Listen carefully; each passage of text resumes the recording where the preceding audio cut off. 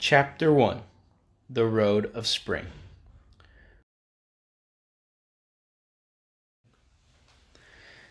Part 1. Childhood Scenery. I was born in 1955 at Suwon, Ganggudo. My father's hometown is Gaesong City, and my mother's hometown is Gappungun in North Korea. So, I'm a descendant of so-called separated families and an early generation baby boomers. Before the Korean War, my grandfather was in charge of the management of Daehan Yangjo, a fairly large brewery in Gaesong City, North Korea. My father would always be proud of my grandfather, but after my father moved to South Korea, he would sigh and resent that he couldn't go home, whether he was drunk or sober. My father lived in a brewer's house, which he called a nice house with a tin roof and eaves. It was said that my grandfather went to his uncle's house as an adopted son because his uncle did not have a son. A few years ago, a reconciliatory agreement was created between the two Koreas. As a result, the tourism business of Gaesong and Mount Gungam began. At that time, one of my second cousins said he saw my father's house on his way to Gaesong City. "Your father's house was still on the street. It was so nice to see the house. That's where we used to walk in and out when we were kids." In the old days, even the second cousins lived in a village. He said that they were great friends because my father was not so different in age. My grandfather was always busy with his company, and he bought land in Yongbek with extra money. At that time, his acquaintance helped him buy the land because my grandfather was always busy. I do not think my father was happy when he grew up, because family life had some problems. My grandmother died while giving birth to my aunt. My grandfather remarried a year after my grandmother passed away. My father was always reminiscing about his childhood and expressing his resentment. When my father was 10 years old, his stepmother brought in a boy from her ex-husband. The stepmother was large and scary to him, as he was small and young. His elder sister was already married, so she couldn't be his shield. His brother was a middle school student, but after my grandfather remarried, his behavior deteriorated and he wandered around the streets at night. He followed his brother around, but he often ran away from him. The child whom his stepmother brought in was 2 years younger than him. He did not want to get along with the child. Since the child was a latecomer, my father watched my grandfather's love flow to the child with his sad eyes. My father was clever, but he had no taste for studying. Not only did the child eat a lot, but also studied very well. He was confused by the changing environment. One day, he missed his brother running away and came home crying a lot. It was a dark time, and he was very hungry. The door was locked. No matter how hard he tried, his stepmother would not open the door. He hurled a stone at the gate with a screech. The tin gate made a loud bang from the stone. Over the fence, he could see his stepmother and the guy sitting on the floor eating corn. The guy got his attention with a wave of corn. My grandfather appeared drunk at the village entrance.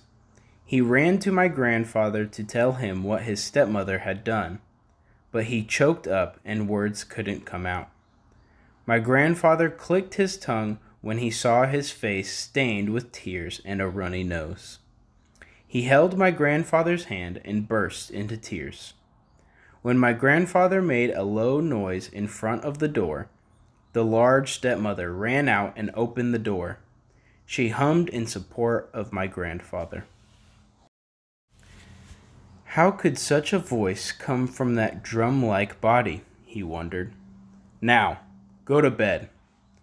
My grandfather let go of his hand, and my grandfather went into the main room and the light went out quickly. He felt sorry for my grandfather. He was hungry. He sneaked into the kitchen, grabbed cold rice with his hand, and devoured it. He listened to his stepmother talk to my grandfather about him in the main room.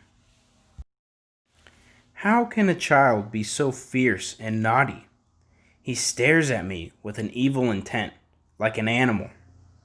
He's got a spark of blue in his eyes. That's why his mother had a hard time living.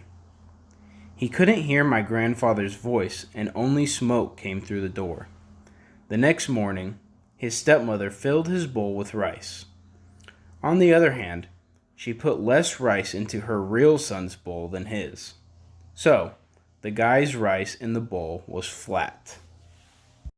Give John a lot of rice. It's time to eat a lot. He doesn't even eat much, but he has that much. His stepmother gave another scoop of rice to the guy. He stared at his stepmother with his rice in his mouth. How could she tell lies without a blink of an eye? The stepmother smiled softly, taking the bone out of the fish and putting it on my grandfather's spoon. Is there any way to get her out of the house? As my grandfather finished his meal first, my grandfather did not see the bowl lid lying in his rice bowl. His stepmother, who gave him a hint not to tell my grandfather, never let him eat at ease. He saw the guy who was weaker than himself. When his stepmother went out to wash the dishes, he choked him and beat him. If you tell your mom, you'll get in trouble. When he raised his fist and showed it, the guy opened his eyes wide and looked up. His elder brother never sat to have a meal together. His brother used to steal in the house at night like a stray cat. He could barely see his brother's face because he left so early, picked up the lunchbox on the kitchen floor at dawn. This seemingly peaceful house was like a jungle of food chains. My father thought he would be able to get out of that place by getting into middle school soon. Why was it taking so long? He remembered his late mother. His mother died while giving birth to his sister, and his sister died too. He was 9 years old at that time, an immature child. He was engrossed in flying a kite on the bank near the house. When he ran with a kite and let it go, the kite floated in the sky for a while and then plummeted straight down. All right, all right. He was indulged in the fun of flying a kite. Then his uncle called. Your mother is about to die. Let's go quickly. In a little while. A little bit more time, please. How immature you are. His uncle cut off the string of the kite and pulled his arm. He headed home crying. His mother took his hand when he entered the room. She held his brother's hand with her other hand too. Don't cry. Even if you don't have a mother, you have to live in harmony with your brothers. He replied curtly. The sight of only the kite that flew away before his eyes still haunted him. He burst into tears at the thought of how sorry his mother would be to see him living in such misery. He could no longer rely on his sister or brother. All around him were enemies.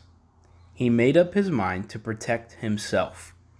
He thought that in order to do so, he should build up his strength. He wound a rope of rice straw around the persimmon tree in the backyard. He learned Dengsu, like Taekwondo, on his own. His hands were sore and swollen. However, he went to the backyard to exercise every day. He even practiced kicking. Of course, the enemy was his stepmother. Why are his eyes glowing excited like a wolf? You're going to need to calm him down. My grandfather, who knew nothing, asked his new wife. My father said that he went to the Tosung Elementary School in Gaesong and then studied English and Chinese characters elsewhere. After all, he couldn't go to middle school. My father worked as an engineer at a textile factory in Gaesong as a young man.